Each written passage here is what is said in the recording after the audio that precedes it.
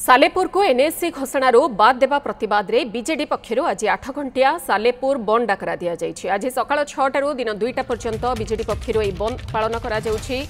सालेपुर विधायक प्रशांत बेहरा नेतृत्व में कुआंपाल छकरे कटक चांदबाली मुख्य रास्ता को अवरोध करा जाइछि। विधायकों सह बहु बीजेडी कर्मी सामिल होई नाराबाजी करुछन्ते।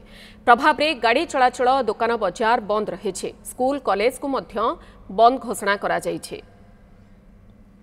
गत 2 दिन तले ओडिशा सरकार ओडिशार 12टी सहर को एनएससी मान्यता देला बेले सालेपुर प्रति अंतर बांतर और टावर टोल नीति और मैथिक मनोभाव हीन राजनीति करछन्ती।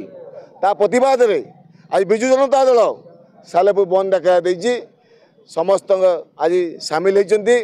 जे पर्यंत सालेपुर एनएससी मान्यता पाई नाही से पर्यंत ए आंदोलन व्यापक भाव चालू रहिबो। ए जन आंदोलन आज आरंभ होला। सालेपुर स्वाभिमान सम्मान को दृष्टि रखी ए अंचल प्रत्येक लोक दलमत निर्विशेष आज आंदोलन रे अछंती। आउ ए आंदोलन को सफल करा जाई ए न्याय दाबी को केंती फेरे आनिबा सरकार पाखरे आमर दाबी रहिबो।